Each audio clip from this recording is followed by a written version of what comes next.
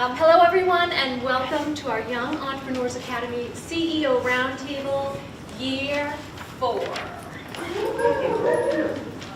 Our students have been working diligently since October on their business ideas, plans, and investor panel presentations, or at least they should be working on their presentations, right? We're up to the speech card phase. You remember that, Aum? Oh yeah. Yeah, you do.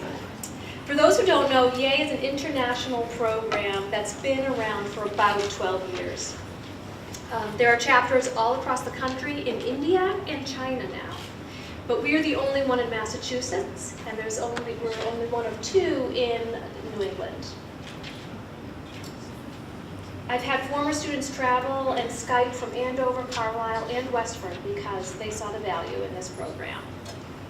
YEA is a 25-week program that takes students between the ages of 11 and 18 through every phase of launching a real money-making business or social movement. I always forget to add that. This includes our very own version of Shark Tank, where they pitch their ideas in a 5-minute presentation competition and are awarded startup funding from investors. The investors are local business leaders and influencers who also choose one of the student businesses to represent us in the National Saunders Scholarship Competition in New York.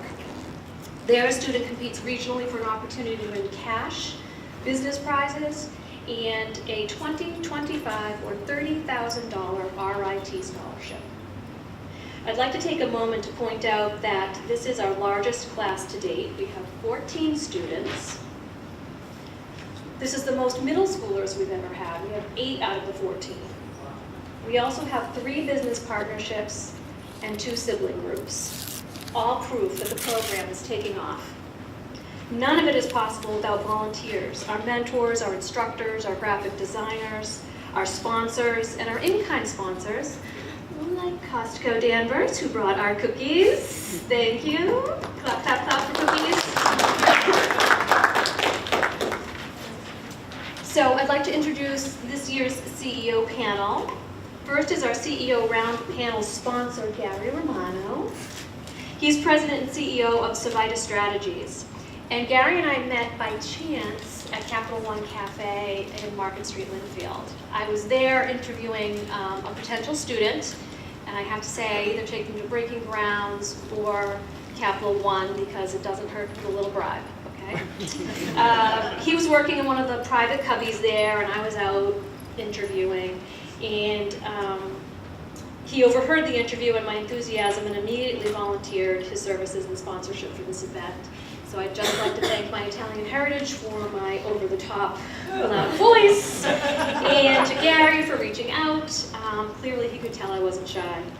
Next we have Cheryl Russo, founder and CEO of Organizing by Cheryl and a networking maven. I love Cheryl's story because it is truly a testament to follow your dream and everything else will fall into place. Or should I say, it falls and you pick it up, you put it into a cute basket, and you put it on the shelf. Donate it. Yes. Our third CEO has been a huge YEA fan since he joined the chamber, and I couldn't keep him off this panel even if I wanted to. Matt Genzale is president of MRG Construction Management and has been a YEA instructor, a CEO panelist, an investor panelist, a sponsor, and most notably for tonight, a mentor to one of our YEA winners, and that winner is sitting right next to him. I'm so proud to introduce Aum Trivedi, founder and CEO of Derived Robotics, and YEA student from the class of 2017. He and Matt were a winning combination, and I got to travel with Aum to YEA national competition at RIT in New York. It was a lot of fun, and I think an experience Aum still carries with him as a UMass Lowell Honors College freshman. So here's what we're going to do. I'm going to have each of the students stand up and give their 60-second elevator pitch. We've been practicing. Then the CEOs will introduce themselves, and next the students will go down the line and ask a CEO a question from a list we brainstormed in class about the life and times of being an entrepreneur, owning your own business. So I'm going to kick off the student intros because one of our students couldn't be here. She wasn't feeling well, but I'd like to tell you about her. Megan Ryder is a 7th grader at Higgins Middle School. She loves to cook, but hates how messy her recipes get on the counter. and how hard they are to read with all the ingredients all over them. So she developed a recipe rester, a device that attaches to the cabinet so it's eye level and safe from spills. And if you're impressed with that, then just wait till you hear the rest. So first up is Adriana and Grace. Hello everyone, my name is Adriana Brent and I'm a junior at Bishop Fenwick High School. Hi, my name is Grace Egmanawi and I am a 7th grader at St. John the Baptist School, and our product is called Budbox. Budbox is a storage for earbuds on the back of your phone. Active phone users will never have to worry about losing their earbuds again. Thank you. Hello, my name is Erin Hennigan. I'm a junior at Essex Tech and my company is Site 98 Custom Pine Art. My product is customized picture boards using recycled materials such as pallet boards and latitude and longitude to commemorate my clients' special places.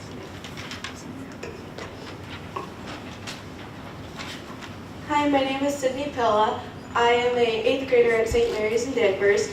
My product is BoraGrip, it comes in 2 stickers that go above the binding on each of your skis, so you can grip and hold your skis better and reduce dropping them and hurting yourself while doing so.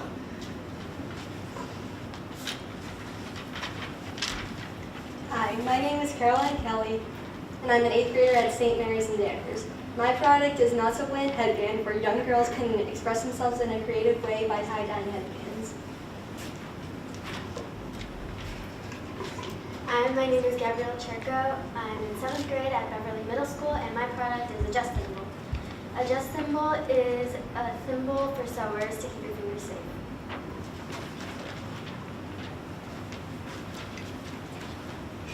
Hi, my name is Ashley Schoberg, and I'm a junior at Linfield High School. Hello, my name is Richie Schoberg, and I'm an 8th grader at Linfield Middle School. Our product is PowerNap. PowerNap is a 3-in-1 neck pillow, blanket, and portable charger combination to make weary travelers have an easier time. Our slogan is recharge yourself, recharge your phone. Thank you.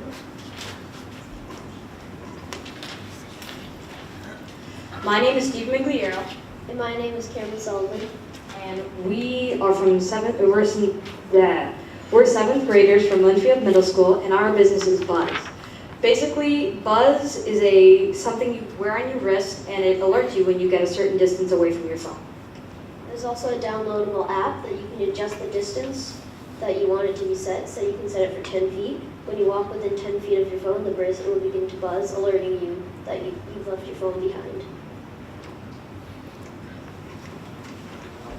Our slogan is, Find your phone before you lose it.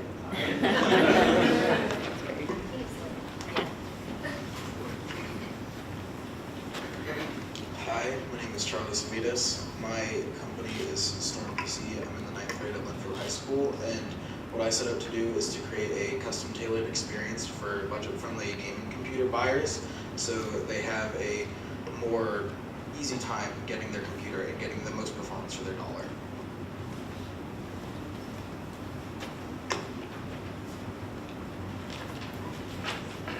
Hi, my name is Olivia O'Connor. I'm a junior at Peabody High School, and my business is Honey Skincare, where we create all-natural, quick-acting face masks to help empower young girls through their skin.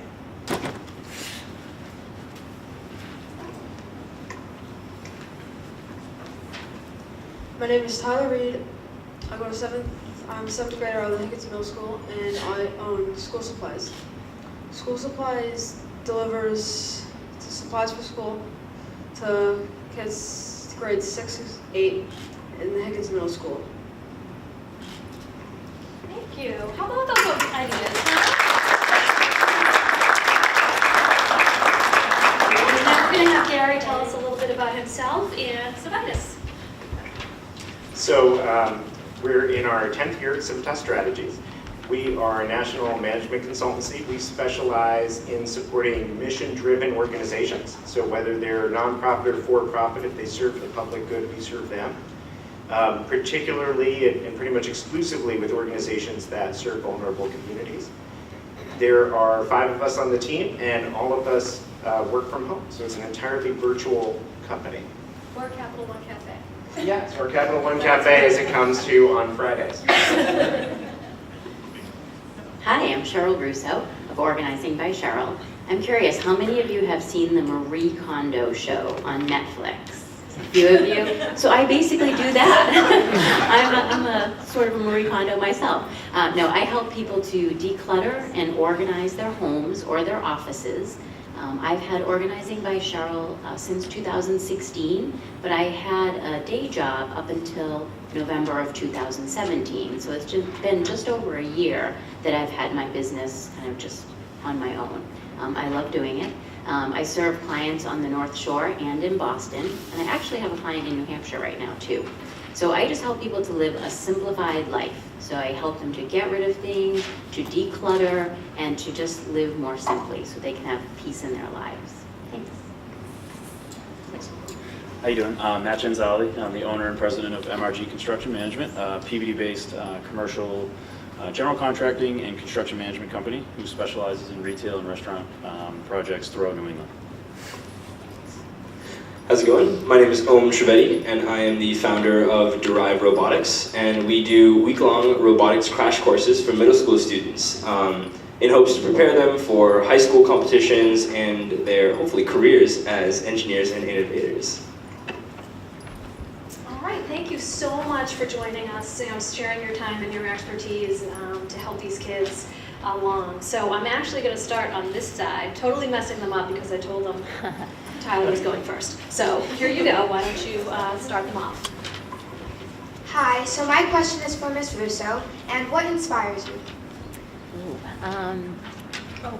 Travel. Oh, do I need that yet?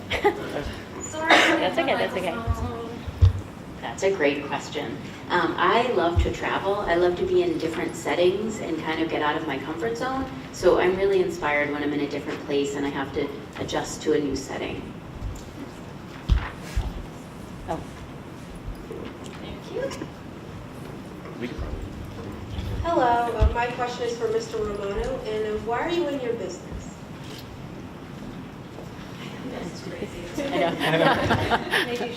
We could probably, I can project. I think you can. All right, you project. So you talk about Italian heritage. Right. Italian, You're right there Sicilian. with me, right? talk with your hands. So first of all, just real quick, I thought the questions that we saw were incredible, right? You guys should feel great. I've seen a lot of these questions before, and I was expecting a lot of them to be very typical. There was a lot of excellent questions. So I think you should feel very good about those. So repeat the question now that I've lost that trade everything, sorry. I said, why are you in your business? So I'm in my business for two reasons. One is I love being an entrepreneur. I love having my own business. More importantly, I love helping people. In our 10 years, through our clients, we've helped over 1 million children and families in poverty to improve their lives through increased wealth, education, and benefits. And so for me, it's a double bottom line every day. So I get to enjoy owning a business, but also know that at the end of the day, I help people. Thank you. My question is for Mr. Trivedi. How do you balance your personal and professional life?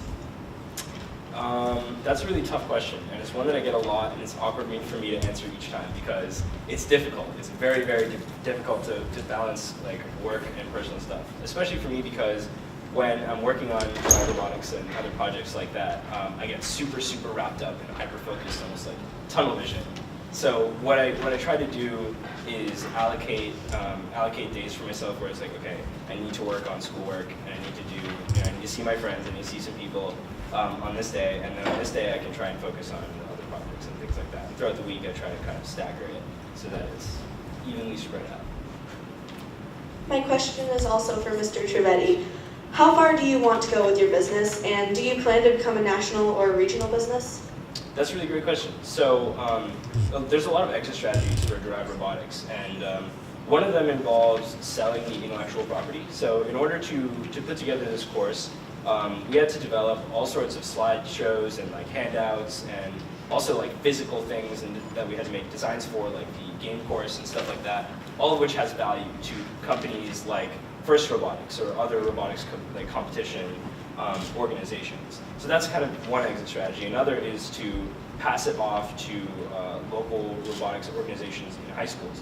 So one of the first ideas for expansion when I was starting it out was the idea that everyone, and every town there's a robotics club, right, or a robotics organization for most. And each one of those can handle a course for drive robotics and teach the middle schoolers in that respective town. And so one of the strategies is to try and bring in people from the community that we know through robotics competitions and have them teach courses in their towns. So yeah, that's one of the future plans. My question is for Mr. Genzale. What was your biggest challenge in starting your business and how did you overcome it? I think well, the biggest challenge in construction is getting people to sort of answer the phone and give you a chance. So I think, sort of the biggest challenge for me was doing cold calls. Nowadays, I'm very comfortable in a room pitching my company or pitching, the type of work that we can deliver to customers that are face to face with us and giving a chance. But at the beginning, it was very, very hard to sort of just break down those barriers of people like not answering your call or not taking your email or vice versa, whatever it is. But that was the hardest part. That was quite nerve-wracking, and you sort of just get used to it and numb to the fact. And I don't know, sports analogies, you miss 100% of the shots you don't take, so you just keep trying, and you see what something will stick. So that was the biggest challenge for me. But just keep at it. That's how I overcame it. My question is for Ms. Russo. Did you always want to be your own CEO? I don't think I knew that I wanted to be my own CEO, but now that I'm doing it, I love it. I always thought I was going to be a teacher. I went to school to be a teacher, a high school English teacher, but I'm so glad I'm in this field. So. My question is for Mr. Romano. When you were our age, what did you want to become? Oh my gosh, that's a great question. When I was your age, I was assuming that I would work directly for a nonprofit or in government. I knew I wanted to serve others. I would never have thought I was going to own a business at that time. Mrs. Russo, did you ever have a mentor to help you build your business, and are you still in contact with them? I did. Yes, I do. I have a really good friend who kind of gave me the idea to do this. We were talking one night, and I wasn't happy at the job that I was at, and she said, "What would you want to do if you could do anything in the world?" And I said, "I really want to help people create beautiful space, like clean, organized space." And she said, "Well, do it." And I said, "Okay." So I researched, and I found out it was a career, it was something to do, and she checks in with me, and I've told her more about my business, and she's a great mentor. My question is for Mr. Trivedi. If you could go back and make your business again, would you do anything differently? That's a good question.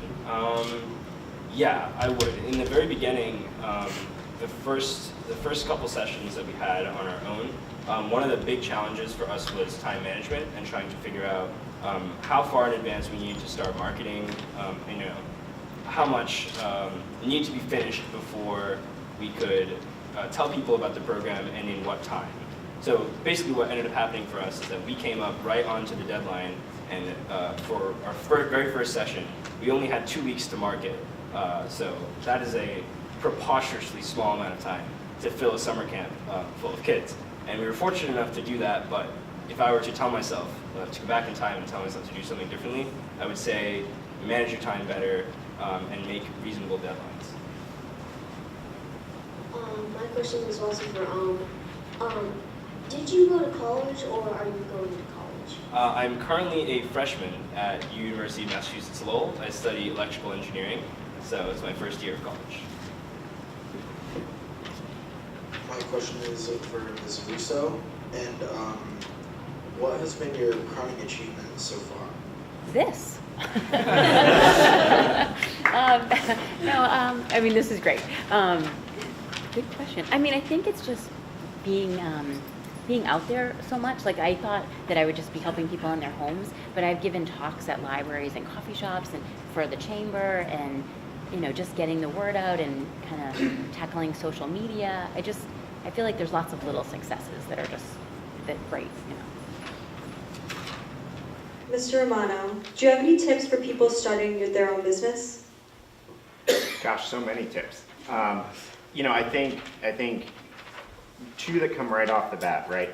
One is, in my first year, a mentor of mine had asked me, "What was your lesson this year?" And I said it was the power of no.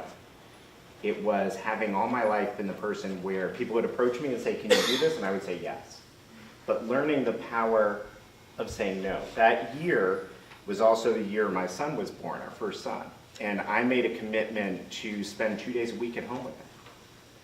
And so running a consultancy and being able to firewall Mondays and Tuesdays was important to me, but it wasn't easy. And I had to say no. I had to say no to calls on those days. I had to say no to certain jobs. And even though both my kids are past that age, I continue to do that. I continue to say, there are times that I'm going to say no to things. I don't travel as much as a lot of other consultants do. And that means there are certain gigs I don't pursue. And that's okay. So number one is learn the power of no. Learn to be self-confident enough to say, there are certain things in my life that are must-haves and must-have-nots. And that's okay. The other thing I would say is think long and hard before you hire your first employee. I think, the most difficult thing that I did in my business was hiring that first employee and really navigating what it took to transfer the knowledge that I had, the style, the corporate culture that had been developed, even though it was just me at first.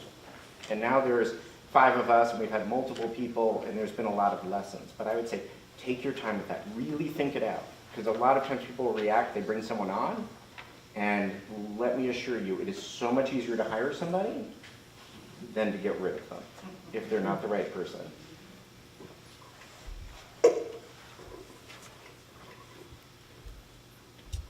My question is for Matt Genzale.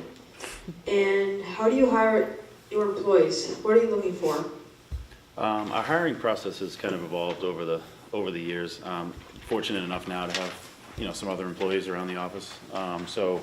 The employee process for us starts with emails coming into the office, and they get screened by my assistant, and then they actually get moved on to Rich in my office, who will do phone interviews based on their qualifications and decide if we're going to bring them in for an in-person interview. Rich and Steph together usually do the first interview. If they get past them, they kind of get to meet with me, and they're really good at it. It's cool. They ask a lot of questions about like behavioral type questions and things like that I'm not really good at. When I do an interview, it's a lot more of like a conversation instead of like a grilling, and so I feel like that's not the best way to do it. So I've kind of recognized over time that I'm not the best first interview person in the company. And so that's our process. And I'm sorry, what was the second part of the question? What are you looking for? I look for, honestly, young, motivated people.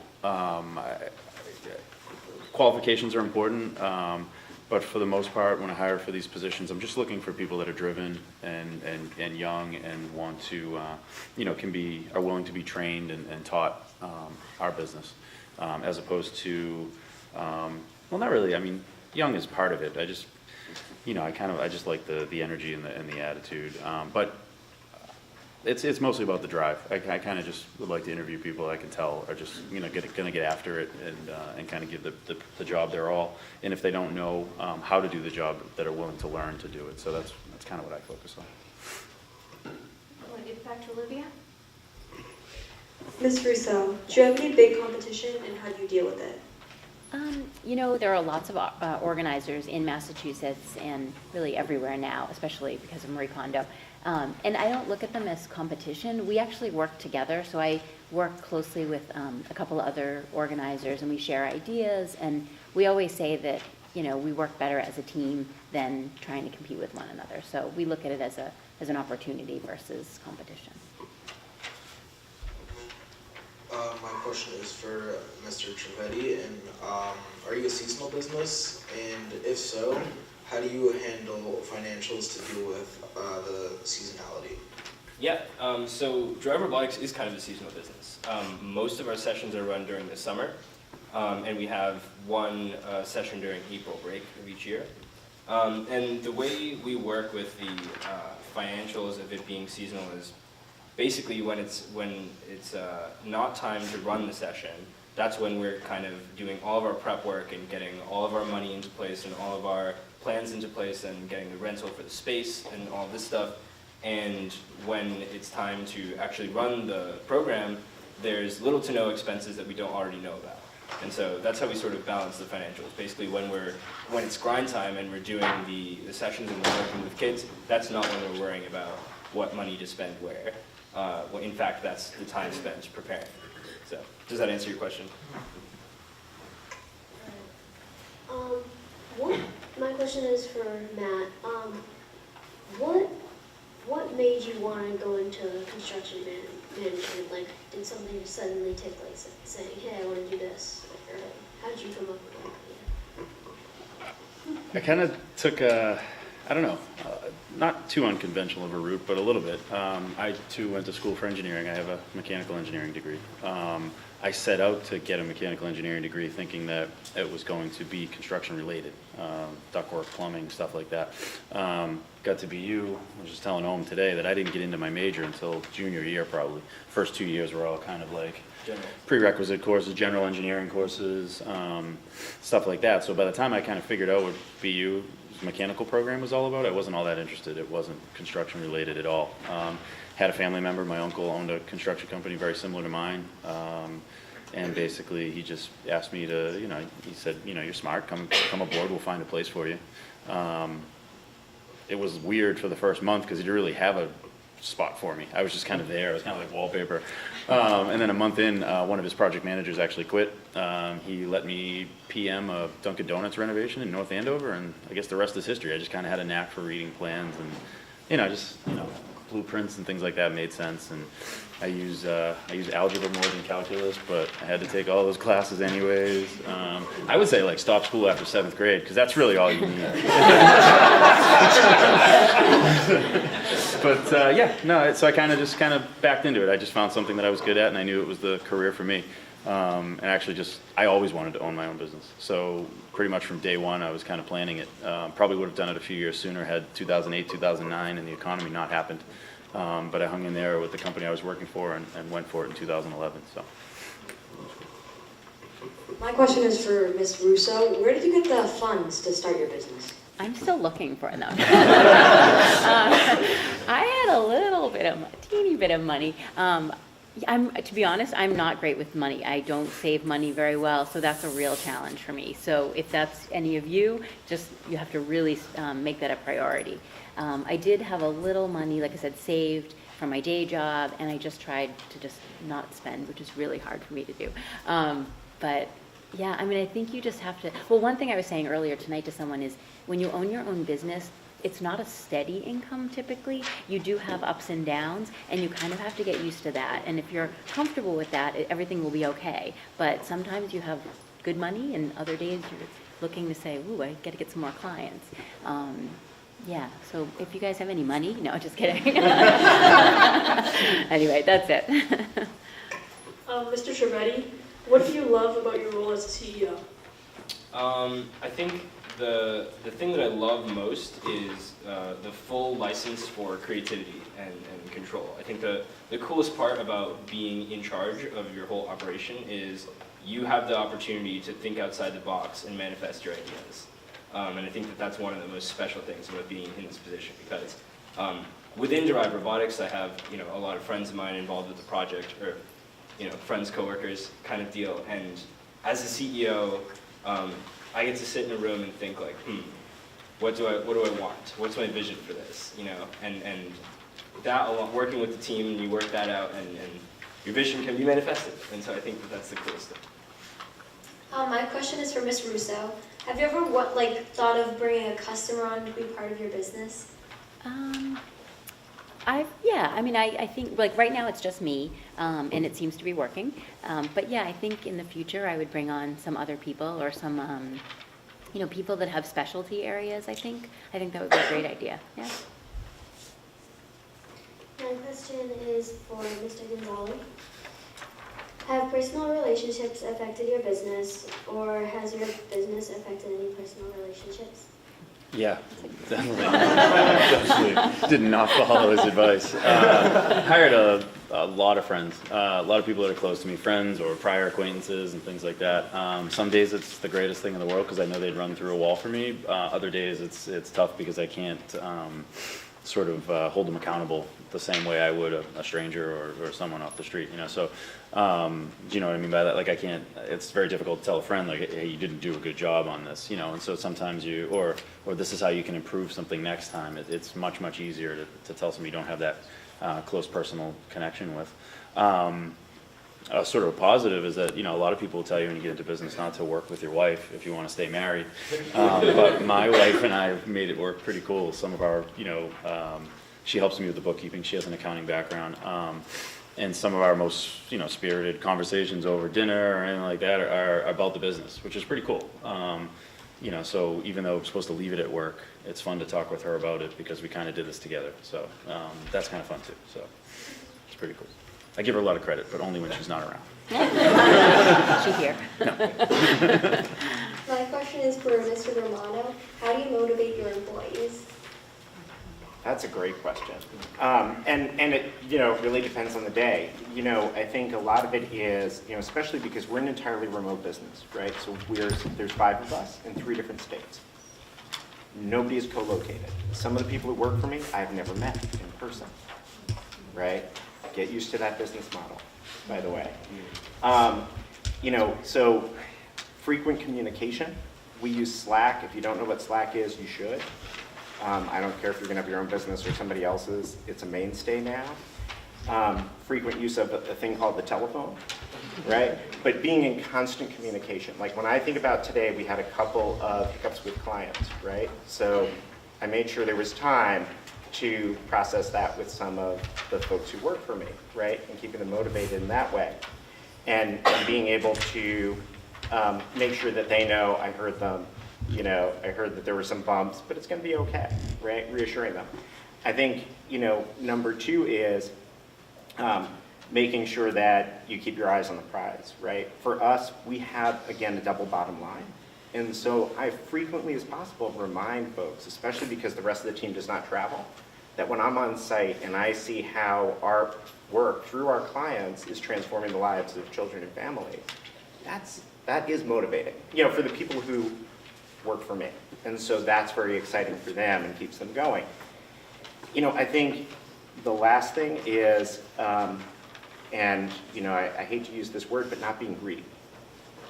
Right? The reality is that, you know, I'm not a communist, but I strongly recommend you read Marx because it's a wonderful description of how capitalism actually works in terms of how value add happens. Right? I mean that sincerely. And you can keep that value for yourself as the business owner, or you could share it with your employees. I strongly recommend the latter because the more you share, the more it's going to come back in terms of that motivation.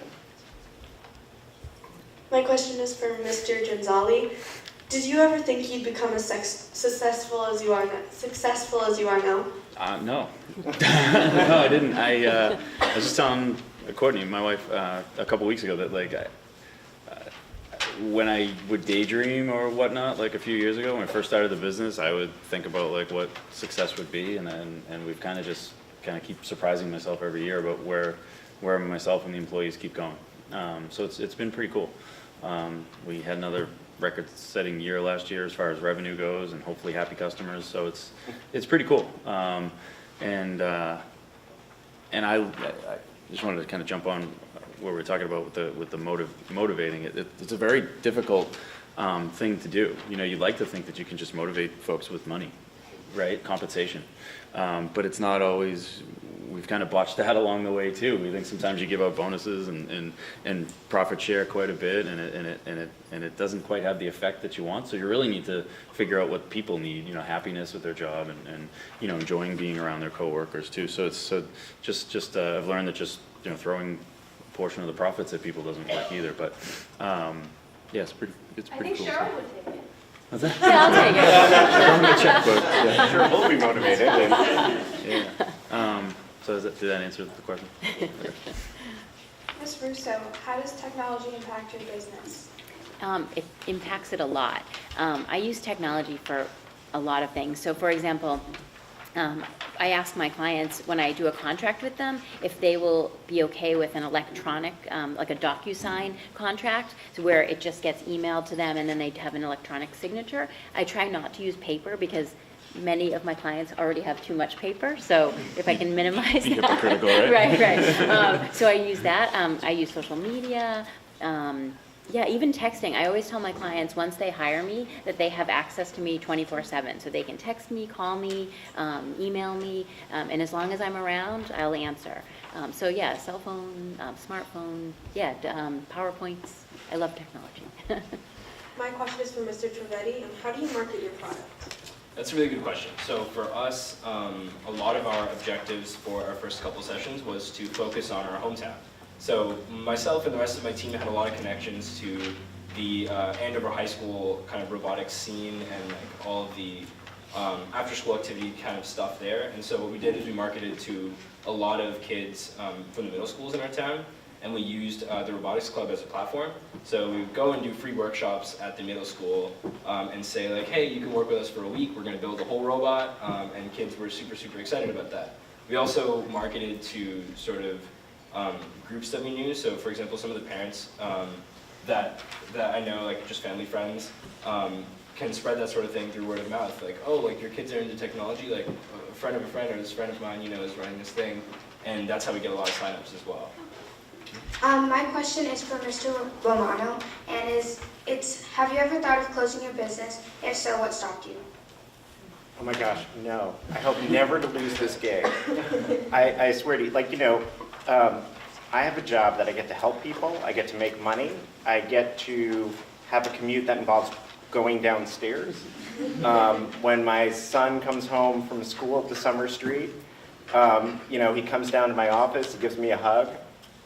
What a wonderful interruption to my work day. No, I never think of closing this, and in fact, I think about how I'd never stop doing this. My question is for Ms. Russo. How do you self-educate yourself? Well, so I'm part of an organizers group that meets once a month, and they have guest speakers that come and talk to us about marketing or social media or, you know, all kinds of topics. So I do that. And also at Salem University, there's the Enterprise Center, so I take courses there. I feel like anything that I find that seems to be useful for my business, I take. So I'm constantly looking for opportunities. Mr. Genzale, how do you describe your personal brand? Personal brand. That's a tough one. I don't know. I make fast decisions with limited information, and I'm comfortable doing it. That is my personal brand, yes. I would think that'd be my motto. Should go on my gravestone. Yeah, I think it's pretty consistent with the company brand. You know, I think we're sort of agile as you can be, and like kind of in the construction business. You know, plans change, unforeseen conditions appear all the time and in every project, and you have to be nimble and sort of, you know, able to adjust on the fly. So I think it's my personality traits definitely mirror our company traits, and I guess that's maybe how it's supposed to be. Mr. Trivedi, what company would you like to manage or own that isn't already yours, and why?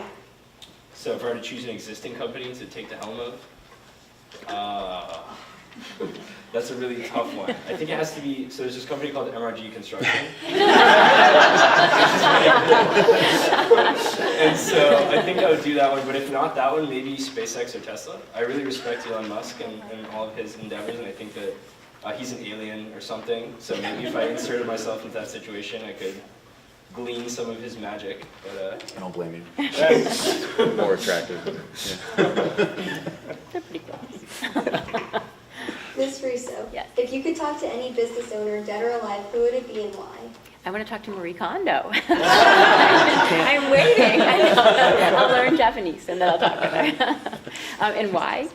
Because, I mean, I think it's so interesting that a book about decluttering sold 5 million copies. I mean, who would have thought? So I feel like she took something that I would guess anyone would think that it wouldn't sell, you know, and she has 5 million copies out there of her book. So I just want to know her secret.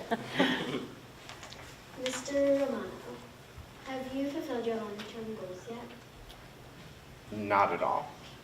Not at all. And I should say, I don't have great long-term goals articulated. I don't the advice I always give my clients, because we do a lot of work in strategy, is, in fact, we won't do a strategic plan past 3 years now. I will reject it.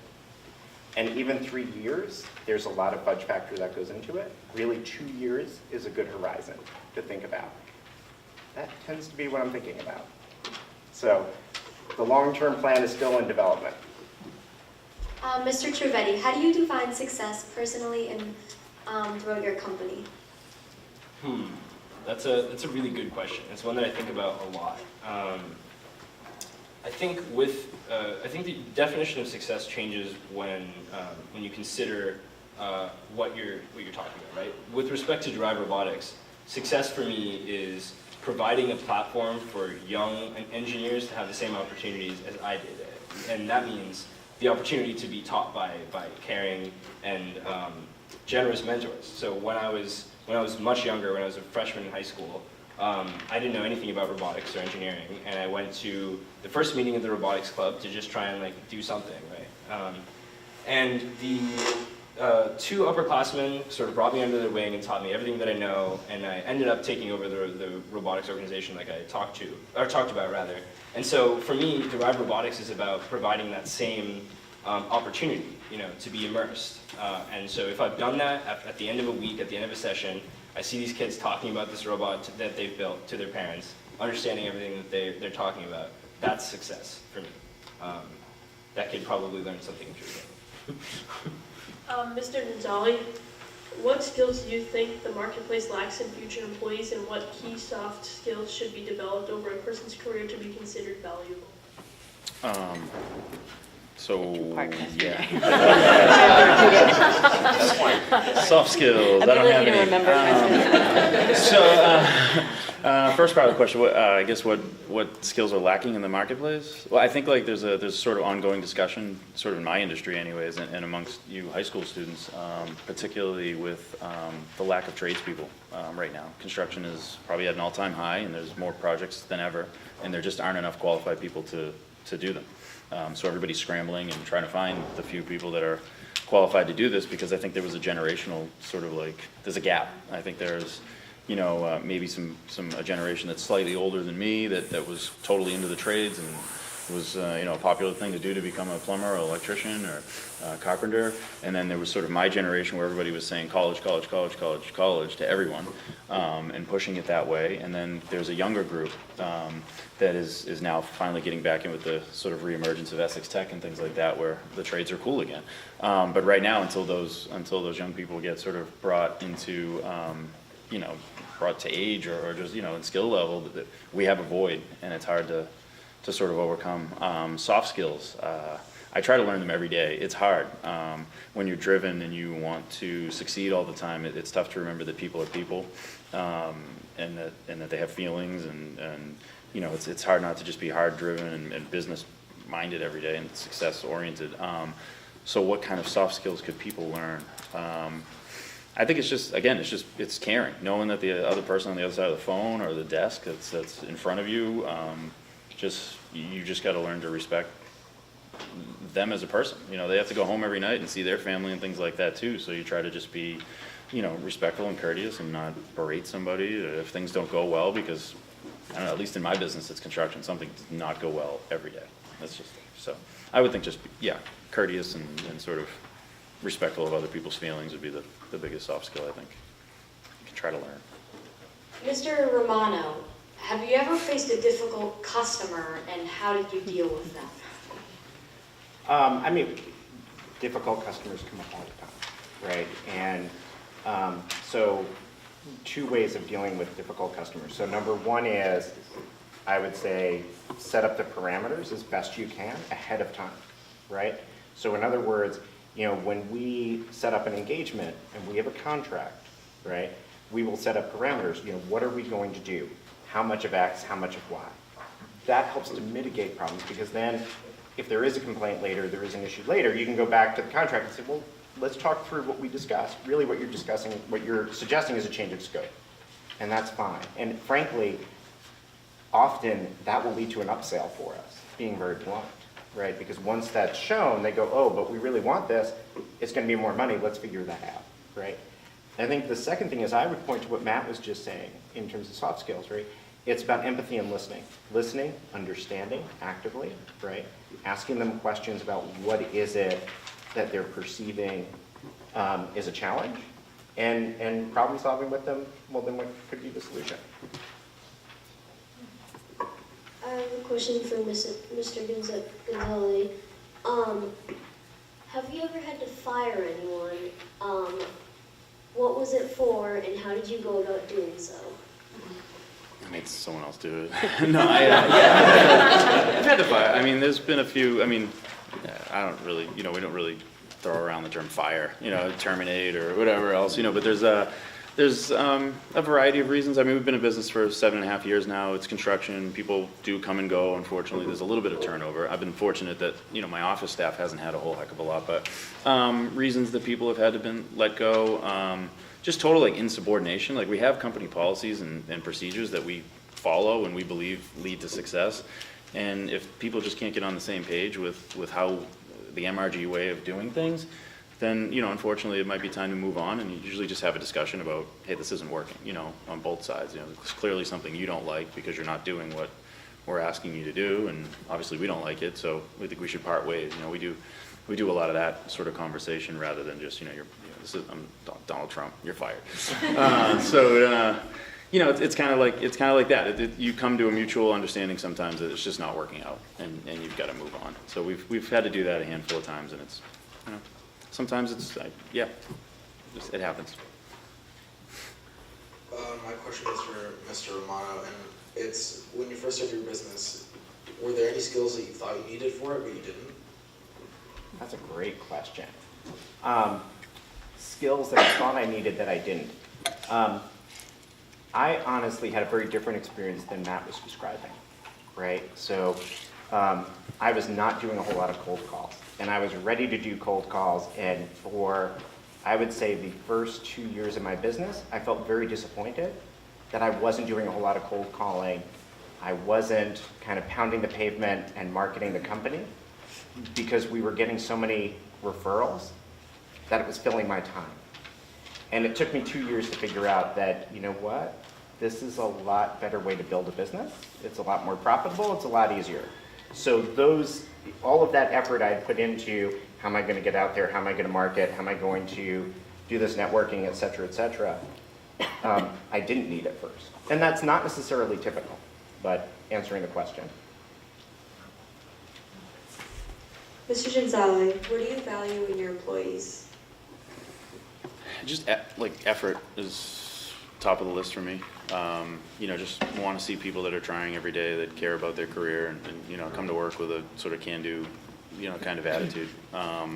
That's really the best employee for me. It's just you can overcome a lot with effort and hard work. So that's what I look for. Mrs. Russo, what was your favorite subject growing up? Does your business have anything to do with that? My favorite subject growing up was English. I loved to read and write, and that was actually something I was hoping someone would ask. I think writing and projecting yourself and your business is very important. So whether it's your website or a newsletter, I just think writing and having someone check your writing, all of that is really important. So it was English, it was writing, and yes, it's very important. Mr. Trivedi, if you could clone yourself, would you double your sales value? No. I think if I cloned myself, the cloned versions of myself would fight each other to the death. They would know each other. They couldn't exist together. That's what would happen. Have any of you guys ever been scared of public speaking? Just watching this, you guys project yourself really well, but when you first started, were you guys ever scared of public speaking? I'm scared right now. It's always scary. I think the only thing that doesn't make this scary is that I don't want to speak for everybody, but once you get, I think, an entrepreneur kind of talking about their business, it sort of makes it a lot more comfortable, right? Like if you asked me to talk about something different, I'd be terrified. Like algebra? I recently just did Salem 5 was nice enough to invite me to do a panel at City Hall a couple months ago. It was like a live webinar, right? It's going to get broadcast across the internet, and it was about doing business in the city of Peabody. And I'm doing it, we're getting ready to do it, and the first question started coming, and they weren't about construction for my business specifically, and I'm sitting next to the mayor and Deanne, you know, from Salem 5, and I'm like finding myself like sweating, like badly. And the first couple of answers, like just terrified, and then finally a question was specifically about MRG, and you just kind of just, you know, leveled out. It makes it a lot easier. So yeah, I mean, it's terrifying. I actually kind of chose to stay as the treasurer of the chamber for another year, so I don't have to speak at the legislative breakfast. One more year, so it's true. Can I build off that for a little bit? Like, so how did you overcome the fears? What did you do to push yourself through? Is that for all of us? Yeah. Well, you know what? I'm directed at Aum, because you had to get up and give the investor panel presentation like these kids are going to have to do in April. So how did you prep for that? How did you gear up? So I think so. I'll tell you a story about Rochester, New York, when I went with Maria to pitch my business on that at that competition. Now, the atmosphere is ridiculous there. It's crazy. There's kids from all over the country who are all ridiculously smart and have really great ideas that they're passionate about. And there was all this tension for me, but then when it came time for me to present, I sat there and I realized, well, I really believe what I'm saying. You know, I find them, all the things that I've worked on to come to this point, you know, I really feel good about. And all I have to do in this situation is go and talk about it. And, you know, I love that. I could do that for hours. And when I realized that, you know, the difference between just like annoying my friends and talking to the judges is not that different, really. Good, thank you. So it was a good experience. Yeah, definitely, absolutely. I think if you're not nervous or scared, you're not human. Yeah. Yeah, and I think just like being yourself, like, you know your product, your service. Yeah, and I think, you know, taking opportunities to present, you know, like I was saying, I present at coffee shops or like at the chamber once I presented, like just having little opportunities just to practice, you feel better. And again, just always be genuine. And I think you're hyper aware, right, of how you're feeling, and the audience may not. Earlier this year, I was at a conference that one of my clients was holding, and they had a last-minute cancellation on a panel. And so they asked me to sit on the panel, and I thought, 500-member audience, not a big deal. I get questions like this. I then found out once I was up there, they forgot to say I also had to do a speech. So I had to entirely improvise a 15-minute speech on the future of the workforce extemporaneously. And let me tell you, I thought I was absolutely like what Matt was describing. Like I thought I was sweating and dying. And the reviews I got was that it was one of the best speeches I've ever given. So sometimes what you're feeling and seeing, others aren't. And I think just remembering, right? Just focus on the audience and focus on, you know, getting out the message. Go ahead. My question is for Ms. Russo. How'd you pick, did you it's hard to say, so, were you just born with the love of organizing? Or is it something you Did you put all your toys away when you were I know, it's so embarrassing. But that's why I was saying be genuine, because I was that kid that it was always neat. I would go to my friends' houses and see their rooms. I'd be like, why are their rooms a mess? Like, it's so easy to be organized. And I thought I was very strange that I was really organized. And then as I got older, no matter what job you have, like being organized is always a good thing. So then when I became an organizer, you know, people that I used to work with would say, well, remember when you were a teacher at our center, you organized the curriculum room? And I was like, I did. Like, I've always been an organizer. So yes, I was that kid.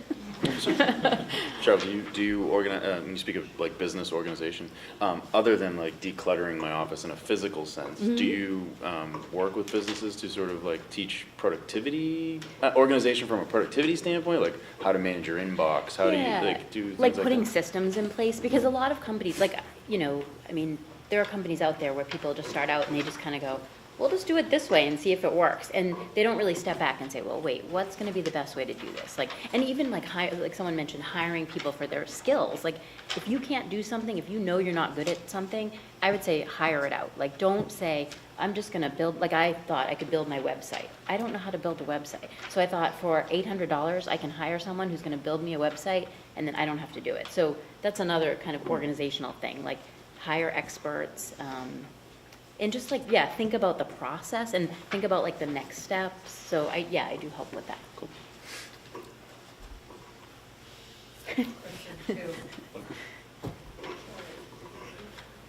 So this is also for Mrs. Russo. What were some challenges or difficulties when starting your business? I think for me, it was really just kind of getting the word out.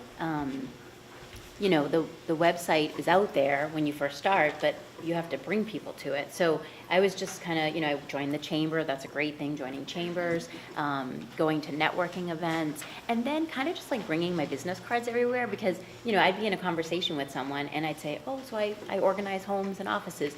And they'd say, I need you, you know, so just constantly talking about it, not in a way that's annoying, like, but if it comes up naturally in conversation, like, you can tell someone what you do, and again, you're passionate about what you are doing, so it's exciting to talk about it.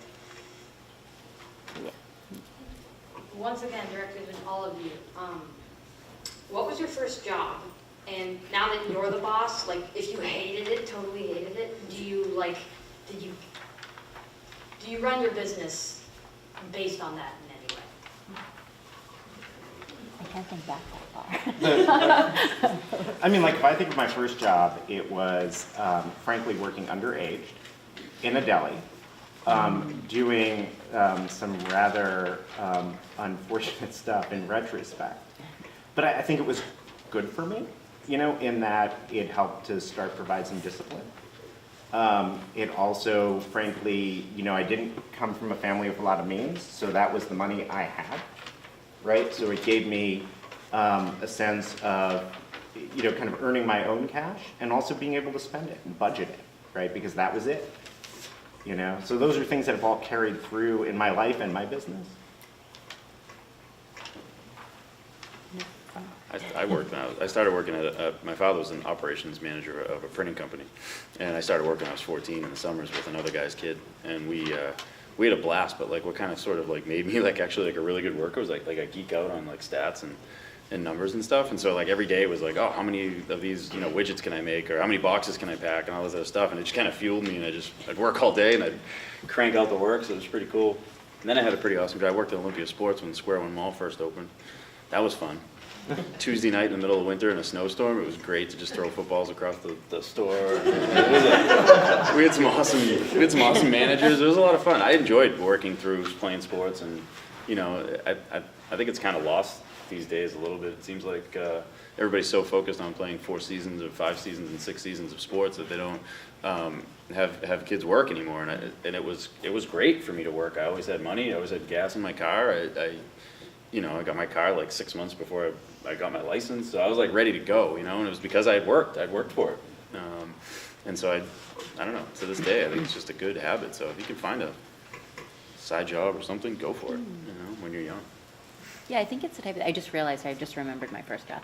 It was at a clothing store, and I was 15 or 15 and a half, whatever age you can be when you get working papers. You can work like 3 to 6.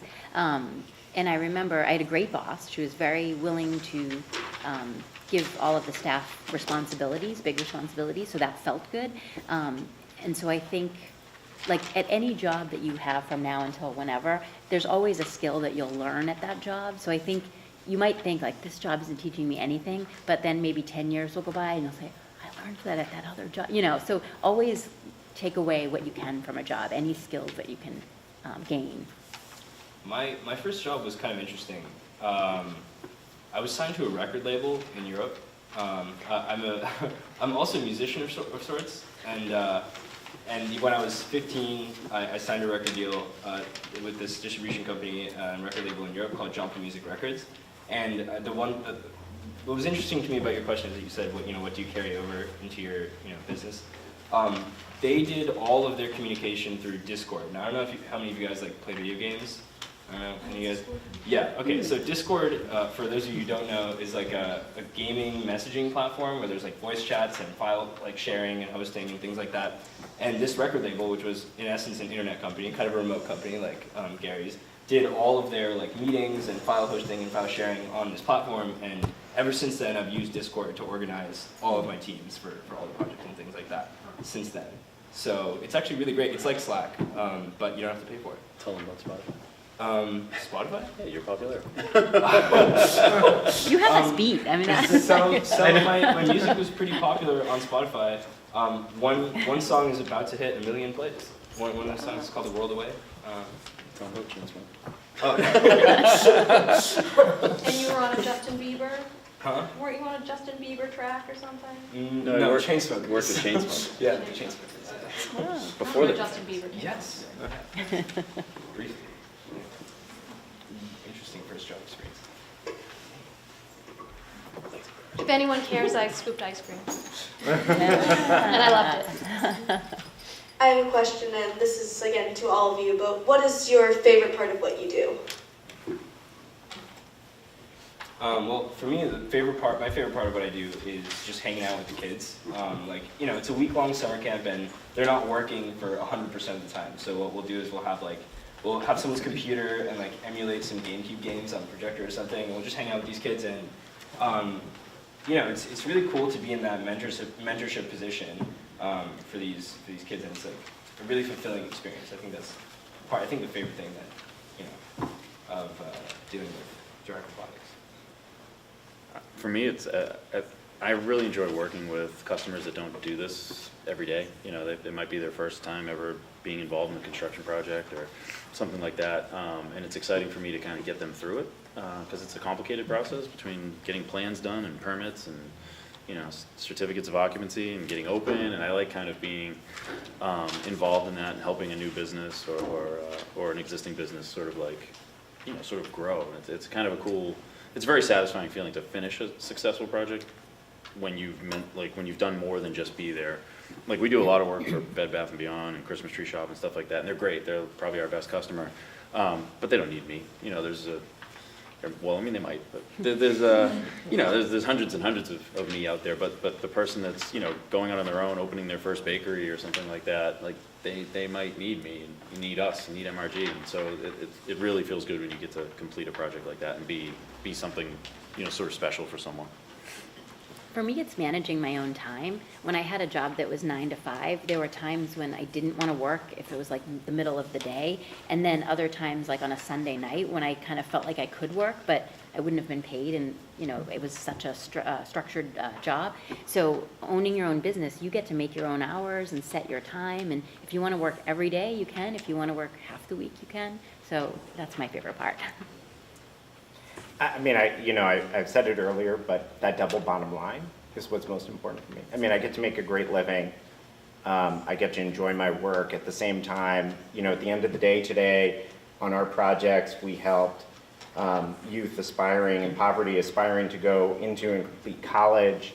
We helped boys and young men of color in Newark. You know, we get to do all of these things. Young Children in Mississippi was another project we were working on today. And knowing that we're improving lives. And it may not be direct, but it's not a bad thing. This is to everyone. What's one question about your business that you wish that people ask you but they never do?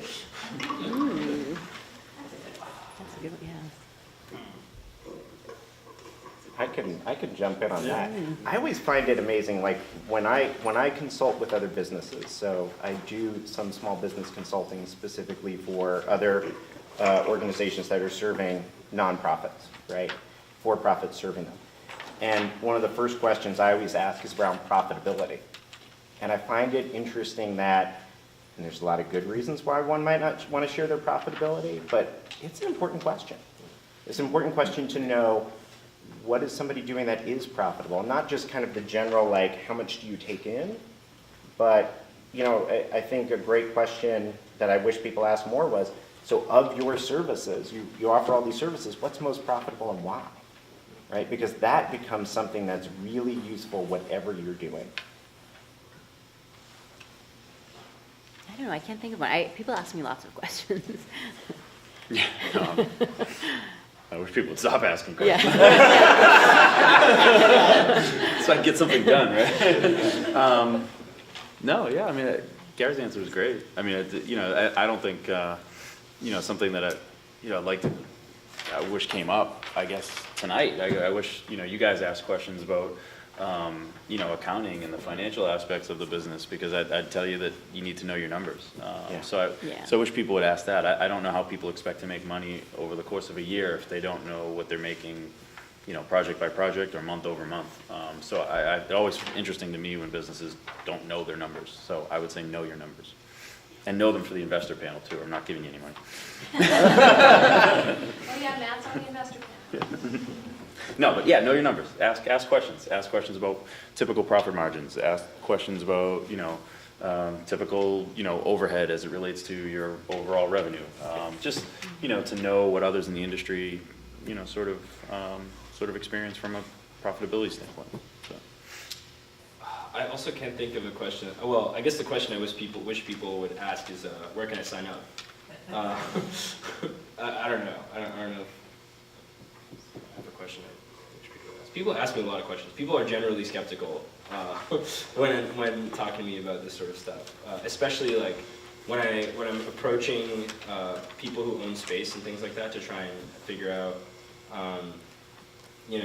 if I can use the space for a drive session.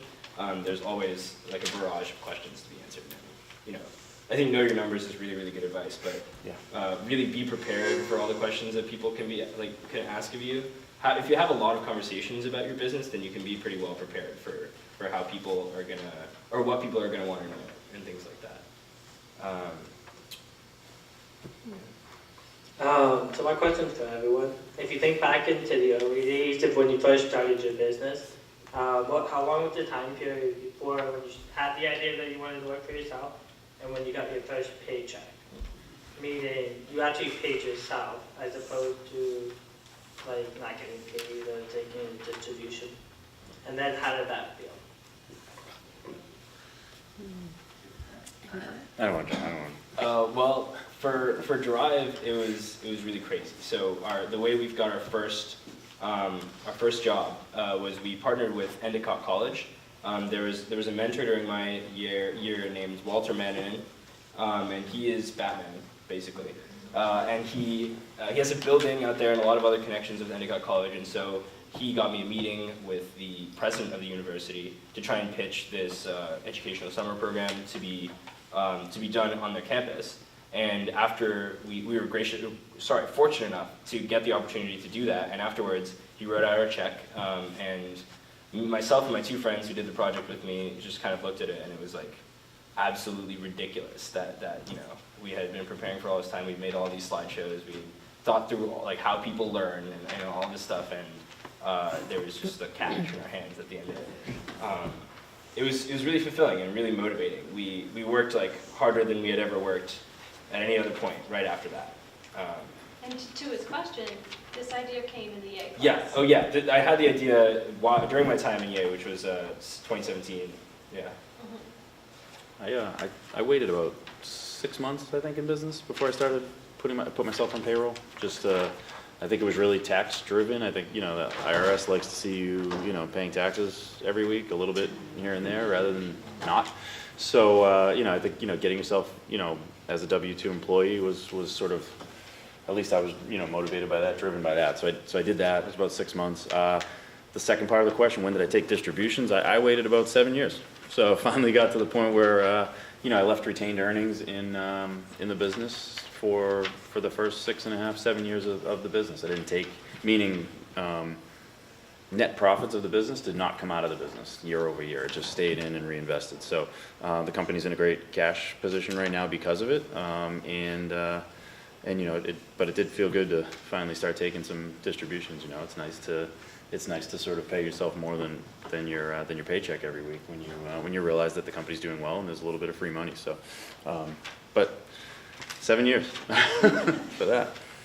I think for me, I had a day job while I started my business, but then when I left my day job, it was probably about 6 or 7 months, and the way that I kind of thought, okay, this is success, was there was 1 month where I figured that I made more money at my business than 1 month at my day job that I had just left. So that was kind of the turning point for me, and I thought, wow, like, okay, I can make money at this business, you know. But it is, like, you do end up like putting money back into the business a lot at first, and you know, you just, I think knowing your numbers and just, you know, continuing to check them, and I think that's great advice, because yeah, it's very easy to just be like, I'll just do this marketing, I'll just do this ad here, and you know, not really thinking like, wait, I have to have some money for myself, and then, you know, a little for the business.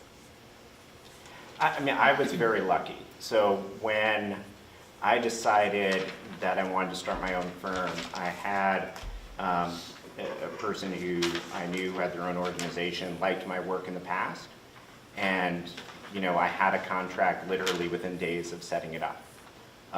And it was a contract that paid for my whole first year, so everything beyond that was gravy. So, you know, right from day one, I was, you know, getting salary and then, you know, taking a distribution as I would normally. But that's not typical, you know. Going back to the questions people don't ask you, they usually assume you've kind of bootstrapped it, maybe more than you have sometimes. Anybody else? Do any of you guys procrastinate? All day, every minute. Every day. Not really. I can't.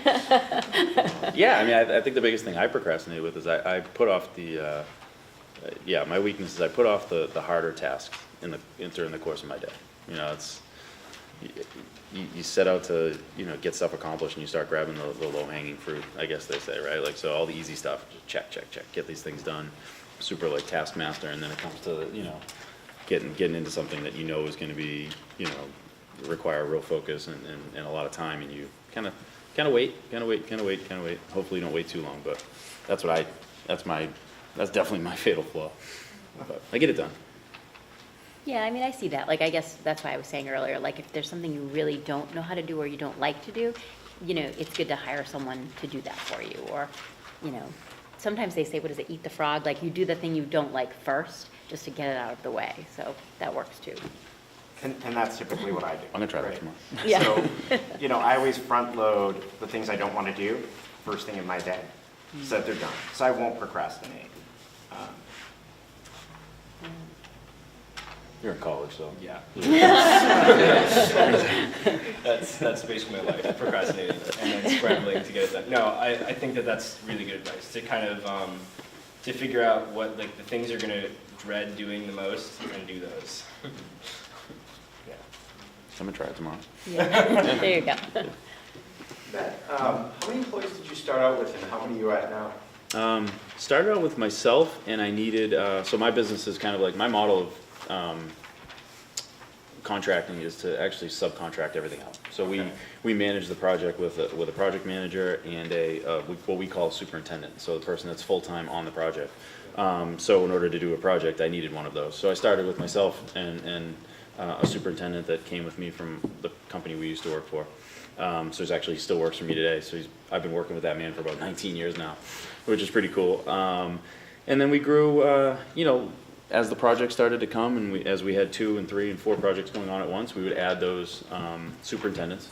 And so it just kind of grew from there. And then, you know, you get to, you know, me and 3 supers, and you need another office person, and some support staff, and then you get a couple more superintendents, and you need another PM, because I can't run 5 projects at once. So it kind of grew that way. We now have 19 employees, which is a good number. It lets us run. We have 10 full-time superintendents now, 3 project managers, an operations director, Rich, who's my sort of do-all right-hand man. I wouldn't do this without him at this point, so it's pretty cool.